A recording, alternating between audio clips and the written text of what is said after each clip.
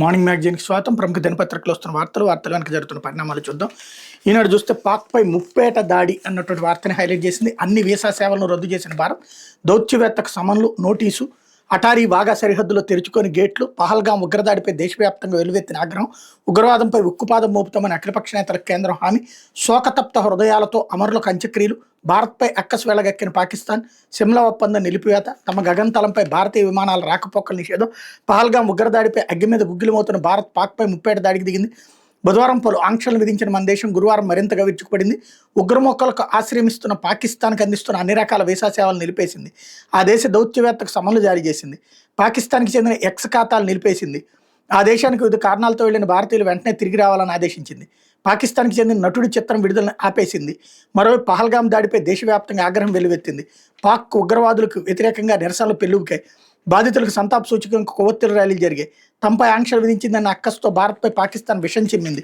భారత్ అమల్లోకి తెచ్చిన అన్ని ఆంక్షలను తమ దేశం విధిస్తోందని ప్రకటించింది. కీలక సిమ్లా ఒప్పందాన్ని నిలిపేస్తున్నామని వెల్లడించింది. తమ గగనతలంపై మన దేశ విమానాల రాకపోకలపై నిషేధం విధించింది. మరోవైపు ఉగ్రవాదంపై ఉక్కుపాదం మోపుతామని అఖిలపక్ష నేతలకు కేంద్రం హామీ ఇచ్చింది అన్నటువంటి వార్తని హైలైట్ చేశారు. లేకపోతే మద్యం ముడుపులు జగన్కే అంటూ మద్యం కుంభకోణంలో రాజకేశిరెడ్డి ప్రతినిధి చాణక్యని అరెస్ట్ చేసిన విజయవాడ ఏసీబీ కోర్టులో హాజరుపడి తీసుకెళ్తున్న పోలీసులు, వైకాపాయంలో జరిగిన వేల కోట్ల విలువైన మద్యం కుంభకోణంలో అంతిమ లబ్ధిదారు నాటి ముఖ్యమంత్రి జగన్మోహన్ రెడ్డి అని సిట్ దర్యాప్తులో తేలింది. మద్యం సరఫరా కంపెనీలు డిస్టిలరీ నుంచి రాజకేశిరెడ్డి ప్రతి నెల 50 నుంచి 60 కోట్ల మేర ముడుపులు వసూలు చేసి ఆ సొమ్మంతా జగన్కే చేర్చేవారని సిట్ దర్యాప్తులో గుర్తించింది. వైఎస్ జగన్మోహన్ రెడ్డి సోదరుడైన వైఎస్ అనిల్ రెడ్డి, జగన్ పెదనాన్న వైఎస్ జార్జిరెడ్డి రెండో కుమారుడు, భారతీయ సిమెంట్స్లో పూర్తికాలపు డైరెక్టర్గా కొనసాగుతున్న జగన్ సతీమణి భారతీయ తరపున ఆర్థిక వ్యవహారాలు చూసే గోవిందప్ప బాలాజీ, వైకాపా ఎంపీ పెద్దిరెడ్డి మిథున్ రెడ్డి, విజయసాయిరెడ్డి ద్వారా ఈ ముడుపుల సొత్తు మొత్తం జగన్కి అందజేసేవారని నిర్ధారించింది అన్నటువంటి వార్తని హైలైట్ చేశారు. లేకపోతే ఏ నాయకుడు ఎదుర్కొన్నన్ని సంక్షోభాలు ఎదుర్కొన్న ఆలోచన విధానం మారితే అద్భుతాలు చేయొచ్చు. మైండ్ సెట్ షిఫ్ట్ పుస్తకావిష్కరణ కార్యక్రమంలో ముఖ్యమంత్రి చంద్రబాబు, పుస్తక రచయిత పొంగూరు శరణిపై ప్రశంసల జల్లు కురిపించిన సీఎం, జయం చెక్కు చెదరకూడదు, చంద్రబాబు ధీరోదాత్తుడు, హైదరాబాద్ అభివృద్ధిని ముందే ఊహించారు చిరంజీవి స్టేట్మెంట్ ఇక్కడ హైలైట్ చేశారు. లేకపోతే పివి సునీల్ కుమార్పై 6 అభియోగాలు నమోదు. సీనియర్ ఐపీఎస్ అధికారి పివి సునీల్ కుమార్పై రాష్ట్ర ప్రభుత్వం క్రమశిక్షణ చర్యలకు ఉపక్రమించింది. జగన్మోహన్ రెడ్డి హయాంలో ఆయన రాష్ట్ర ప్రభుత్వం అనుమతి తీసుకోకుండా తరచూ దుబాయ్ సహా ఇతర దేశాల్లోని పలు ప్రాంతాల్లో పర్యటించారని, కొన్ని సందర్భాల్లో ఒక దేశానికి వెళ్లేందుకు అనుమతి పొంది మరో దేశంలో పర్యటించారంటూ ఆయనపై 6 అభియోగాలు నమోదు చేసింది. అఖిల భారత సర్వీస్ ప్రవర్తన నియమాలను ఆయన ఉద్దేశపూర్వకంగా ఉల్లంఘించి తీవ్ర క్రమశిక్షణ రాహిత్యానికి దుష్ప్రవర్తనకు పాల్పడ్డారంటూ గత నెల 2 సునీల్ కుమార్ని సస్పెండ్ చేసిన ప్రభుత్వం తాజాగా ఆయనపై అభియోగాలు మోపింది. వ్యక్తిగతంగా హాజరై లేదా లిఖితపూర్వకంగా వాటన్నింటికి 30 రోజుల్లోకి సమాధానాలు ఇవ్వాలని ఆదేశించింది. నిర్దేశిత గడువులోగా సమాధానాలు ఇవ్వకపోతే చెప్పడానికి ఏమీ లేదని భావించి తమ వద్ద అందుబాటులో ఉన్న వివరాల ఆధారంగా తదుపరి చర్యలు తీసుకుంటామని పేర్కొంది. విచారణ ప్రభావితం చేసేలా వ్యవహరించిన ఎవరితోనైనా సిఫార్సు చేయించిన తీవ్ర చర్యలు తీసుకుంటామని పేర్కొంది. ఈ మేరకు ప్రభుత్వ ప్రధాన కార్యదర్శి కె విజయానంద్ గురువారం ఉత్తర్వులు ఇచ్చారన్నటువంటి వార్తని హైలైట్ చేశారు. లేకపోతే మాజీ మంత్రి పెద్దిరెడ్డి అనుచరుడు మాధవరెడ్డి అరెస్ట్. మదనపల్లి దస్త్రాల దహనం కేసులో నిందితుడి ఘటనలో ప్రధాన కుట్రదారుగా అభియోగాలు. అన్నమయ్య జిల్లా మదనపల్లి సబ్ కలెక్టర్ కార్యాలయం దస్త్రాల దహనం కేసులో వంకరెడ్డి మాధవరెడ్డిని గురువారం సిఐడి పోలీసులు అరెస్ట్ చేశారు. ఘటనలో ప్రధాన కుట్రదారుగా ఆయనపై సిఐడి అభియోగాలు మోపింది. మాధవరెడ్డి నెల రోజులుగా పరారీలో ఉన్నారు. పట్టుకునేందుకు మదనపల్లిలో ఆయన నివాసం వద్ద సిఐడి అధికారులు నిఘా పెట్టినప్పటికీ ఫలితం లేకపోయింది. చివరకు చిత్తూరు జిల్లా రొంపిచెర్ల మండలం పెదగొట్టిగల్లు వద్ద తన ఫామ్ హౌస్లో ఉన్నారని సమాచారంతో దాడి చేసి పట్టుకున్నారు. అక్కడే కళ్యాణ మండపం నిర్మించి అద్దెకిస్తున్నారు. కళ్యాణ మండపం అద్దెకు కావాలంటూ సిఐడి డిఎస్పీ కొండనాయుడు బృందం ఆరా తీస్తే మాధవరెడ్డిని వలపని పట్టుకున్నారు. ఈ సమయంలో మాధవరెడ్డి తన సెల్ ఫోన్లో నీటిలో పారేసే ప్రత్యేక చాకచక్యంగా డిఎస్పీ పట్టుకుని తిరుపతి తరలించారు. అతని నుంచి సెల్ ఫోన్ స్వాధీనం చేసుకున్నారు. గతేడాది జూలై 21 జరిగిన రెవెన్యూ దస్త్రాల దహనం ఘటనలో కీలక కుట్రదారుగా ఇప్పటికే మాధవరెడ్డిపై సిఐడి అభియోగాలు నమోదు చేసింది అన్నటువంటి వార్తని హైలైట్ చేశారు. అయిపోతే సాక్షి వచ్చేటప్పటికి యుద్ధ మేఘాలు అన్నటువంటి వార్తను హైలైట్ చేస్తే పాకిస్తాన్తో తీవ్ర స్థాయికి ఉద్రిక్తతలు, అది ఖచ్చితంగా యుద్ధ ప్రకటనే, సింధు జలాల నిలిపివేతపై పాక్, సరిహద్దుల్లో భారీగా మోహరింపులు, భారత్కి గగనతలం మూసివేత, రాష్ట్రపతితో అమిత్ షా కీలక భేటీ, అతి త్వరలో నిర్ణాయక చర్యలు, ప్రధాని హెచ్చరికల సారాంశం అదే, ముష్కరుల్ని వెంటాడి మట్టిలో కలిపేస్తాం, ఊహకందని రీతిలో ప్రతీకారం మోడీ, పాక్ నుంచి తక్షణం వచ్చేయండి, భారతీయులకు కేంద్రం అడ్వైజరీ, సరిహద్దుల్లో వైమానిక విన్యాసాలు అన్నటువంటి వార్తని హైలైట్ చేశారు. ఇకపోతే మోసాల కూటమిని ప్రజలు క్షమించరు, మేనిఫెస్టో హామీలను నిలబెట్టుకుంటే తోలు తీస్తామని హెచ్చరించే సత్తా వైఎస్ఆర్సీపీకి ఉంది. చంద్రబాబు సర్కార్కి మాజీ సీఎం వైఎస్ జగన్ హెచ్చరిక. ప్రజలు నిలదీస్తారనే భయంతో ప్రతిరోజు డైవర్షన్ రాజకీయాలే. ఒకరోజు లడ్డు, మరో రోజు బోటు, ఇంకో రోజు ఐపీఎస్ అరెస్టులు, షాక్ కొడుతున్న కరెంటు బిల్లుల గురించి ప్రశ్నిస్తే బాబు చేసిన లెక్కర్ స్కామ్ని ఇంకొకరి మీద రుద్ది అరెస్ట్ చేస్తారు. ఇవాళ గ్రామాల్లో ప్రజలకు వెళ్ళి పలకరించే ధైర్యం చంద్రబాబు పార్టీకి చెందిన ఏ కార్యకర్తకు లేదు.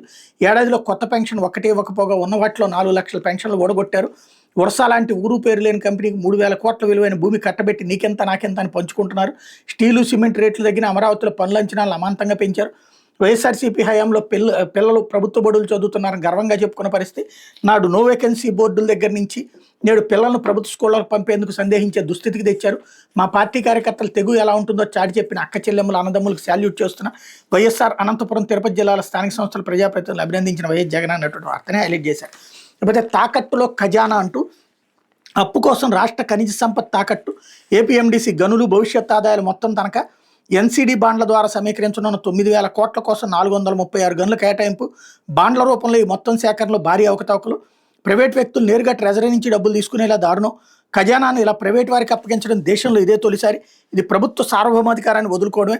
అప్పుల కోసం చంద్రబాబు సర్కార్ పూర్తిగా రాజ్యాంగ విరుద్ధ నిర్ణయాలు, అసమర్థ పాలన, అస్తవ్యస్త ఆర్థిక విధానాలకు ఇది నిదర్శనం. దేశంలో ఎప్పుడూ లేని విధానాలకు కూటమి ప్రభుత్వం తెగిస్తోంది. నాడు ఆర్థిక విధ్వంసం చేస్తున్నారని చైనాలో అధికారులు ఉరితీస్తారని అన్నారు. అధికారులు మీరు చేస్తున్న పనులకు ఏ శిక్ష పడుతుందో ఆలోచించుకోవాలి. అప్పులు విపరీతంగా చేశారు, ఇదేనా సంపద సృష్టి అంటే కూటమి ప్రభుత్వంపై మాజీ ఆర్థిక మంత్రి బుగ్గన రాజేంద్రనాథ్ ఆగ్రహం అన్నటువంటి వార్తని హైలైట్ చేశారు. లేకపోతే స్మార్ట్ పాలనకు ప్రాధాన్యం అంటూ పాలనలో తీరు మారాలి, త్వరితగతిన భూ రికార్డులు డిజిటలైజేషన్, ఏఐ సేవల సదస్సులో ముఖ్యమంత్రి చంద్రబాబు హైలైట్ చేశారు. లేకపోతే ఐఐఎన్సి దేశంలోనే టాప్, ఆ తర్వాత స్థానాలు IIT, Indore, Mahatma varsity, Times Higher Education Asia ర్యాంకులు విడుదల, ఆసియా ర్యాంకింగ్స్లో సత్తా చాటిన చైనా వర్సిటీలు తొలి 2 స్థానాలతో పాటు టాప్ 10లో 5 సంస్థలు అన్నటువంటి వార్తని హైలైట్ చేశారు.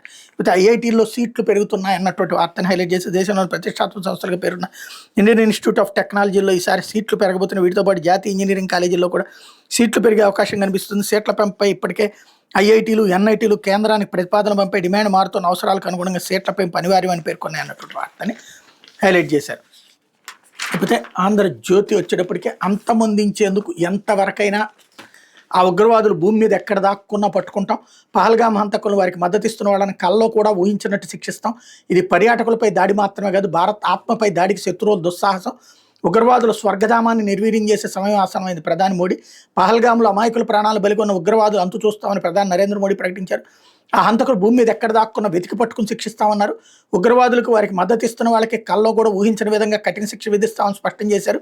జాతీయ పంచాయతీరాజ్ దినోత్సవం సందర్భం గురువారం బీహార్లోని మధుబనిలో ఏర్పాటు చేసిన కార్యక్రమంలో ప్రధాని పాల్గొన్నారు. ఈ సందర్భంగా పహల్గామ్లో ఉగ్రదాడి గురించి ఆయన ప్రస్తావిస్తూ ముష్కర్లకు తీవ్రమైన హెచ్చరిక చేశారు. వాళ్ళు భారీ మూల్యం చెల్లించుకోక తప్పదన్నారు.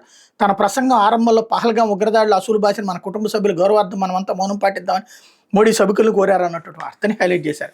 అయితే ఉగ్ర క్యాంపుల్ని నాశనం చేయాల్సిందే, కేంద్రం ఏ చర్య తీసుకున్నా మద్దతు ఇస్తాం, జాతీయ భద్రతా అంశంలో రాజకీయాలు లేవు, ఉగ్రవాదంపై కలిసికట్టుగా పోరాడదాం, అఖిలపక్ష సమావేశం ప్రకటన, జాతీయ భద్రతపై కేంద్రానికి టీడీపీ మద్దతు, తిరుమలలో భద్రత కట్టుదిట్టం, 2.5 గంటలు పరిగెడుతూనే ఉన్నాం, చెట్లు చాటును దాక్కున్నాం, కిందకి ఎలా దిగామో తెలియదు, మా కళ్ళ ముందే చంద్రబాబు మోకాళ్ళపై కూర్చోబెట్టి కాల్ చేశారు. ఆంధ్రజ్యోతితో పహల్గామ్ ప్రత్యక్ష సాక్షులు శశిధర్ సుమిత్రాదేవి స్టేట్మెంట్ ఇక్కడ హైలైట్ చేశారు. పెద్దిరెడ్డి ముఖ్య అనుచరుడు మాధవరెడ్డి అరెస్టు, మదనపల్లి ఫైల్ దహనం కేసు అన్నటువంటిది ఇక్కడ కూడా హైలైట్ చేశారు. మరొక మాజీ మంత్రి రజనీ మరిది గోపి అరెస్టు, హైదరాబాద్లో అదుపులో తీసుకున్న ఏసీబీ, ఎడ్లపాడు మైనింగ్ వ్యాపారాన్ని బెదిరించి 2.2 కోట్లు అక్రమ వసూలు నిజమేనని విజిలెన్స్ నిర్ధారణ, రజనీ సహా 4గురిపై ఏసీబీ కేసు నమోదు, అర్ధరాత్రి దాటా కోర్టు ముందు హాజరు, రిమాండ్ విధించిన న్యాయాధికారి అన్నటువంటి వార్తని హైలైట్ చేశారు. లేకపోతే పాలనలో మానవీయ కోణం అంటూ వేగవంతమైన సేవలకు ఏఐ వినియోగం, స్మార్ట్ పాలనకు 4Oలో అధిక ప్రాధాన్యం, పాత పాలన పందాన్ని మార్చుకోవాలి, గతంలోని పద్ధతులకు నూతన సాంకేతికత జోడించాలి, అదేగా ప్రజాసేవకు సిద్ధంగా రాష్ట్రంలో త్వరలోనే భారీ డేటా లేక్, శాఖాధిపతులకు ఏఐ వర్క్షాప్ ప్రారంభంలో సీఎం చంద్రబాబు అన్నటువంటి వార్తని హైలైట్ చేశారు. అయితే ఇక స్థానిక ప్రభుత్వాలు ప్రతి పంచాయతీలో జాతీయ సమగ్రతా ప్రాంగణం, అందులో జాతీయ స్తూపం ఏర్పాటు, రాజకీయాలకు అతీతంగా పంచాయతీలకు నిధులు, వాటి స్థలాలు ఆస్తులకు ఆడిట్ జరగాలి, అవి స్వయం ప్రతిపత్తి సాధించాలి, అభివృద్ధి ఆకాంక్షలతో స్వర్ణ గ్రామాలుగా వెలగాలి, నిధుల మళ్లింపు వృధా వ్యయం వద్దని ఆదేశించే, పారదర్శకంగా సిబ్బంది బదిలీలు, ఉపాధి కూలీలని అనొద్దు, జాతీయ పంచాయతీరాజ్ దినోత్సవంలో ముఖ్యమంత్రి పవన్ కళ్యాణ్ సూచన అన్నటువంటిది హైలైట్ చేశారు. ఇప్పటికీ 4 నెలల్లో 5 నెలల్లో అయినా డబ్బులు వచ్చేంత వరకు అవి వెళ్ళలేదు అక్కడికి పంచాయతీలు, కానీ మొన్ననే సాక్షి రాసింది, దాని మీద ఏమీ స్పందన లేదు ఇక్కడ. లేకపోతే కమిషన్ల కిక్కు జగన్ జేబులోకే, సొంత లాభం కోసమే మద్యం పాలసీ వసూల్లో చాణక్యదే కీలక పాత్ర, ఆయన నుంచి రాజకేశ్ రెడ్డికి నిధులు, సాయిరెడ్డి మిథును బాలాజీ వైఎస్ అనిల్ ద్వారా జగన్కు, హైదరాబాద్లోని హోటల్లో స్కామ్కి బీజం, మద్యం కంపెనీలతో సజ్జల శ్రీధర్ భేటీ, 12తో మొదలై 20% జరిగిన కమిషను, ముడుపులు ఇచ్చిన వాళ్ళకి ఆర్డర్లు, చాణక్య రిమాండ్ రిపోర్ట్లు, సిట్ వెల్లడి, రిమాండ్ విధింపు, బెజవాడ జైలుకి తరలింపు అన్నటువంటి వార్తని హైలైట్ చేశారు. అక్కడ ఏదో జరిగిందని చెప్పేటటువంటి ప్రయత్నాన్ని చాలా సిన్సియర్గా సీరియస్గా తీసుకుని వెళ్తూ ఉన్నారు. అందులో మొన్నేమో రాజకేశ్ రెడ్డే కారణం నెంబర్ 1, ఇప్పుడేమో మళ్ళీ చైతన్య నెంబర్ 1, మళ్ళీ రేపు పొద్దున జగన్మోహన్ రెడ్డి నెంబర్ 1 ఇలాగ రోజుకొకసారి కేసులో ఉన్నటువంటి నెంబర్ 1 మారుతూ ఉన్నటువంటి పరిస్థితి ఉంది. ఇప్పుడు ఇది జగన్మోహన్ రెడ్డి బ్రదర్ పేరు కూడా తెర మీదకి తీసుకొచ్చారు. రాబోయేటటువంటి రోజులు కుటుంబ సభ్యులందరినీ కూడా ఇందులో అరెస్ట్ చేయడానికి సిద్ధపడుతున్నట్టున్నారు. చూడాలి ఎక్కడ దాకా వెళ్తుంది అన్నటువంటి. ఇది దినపత్రికలో వచ్చిన వార్తలు వెనకాల జరుగుతున్న పరిణామాలు.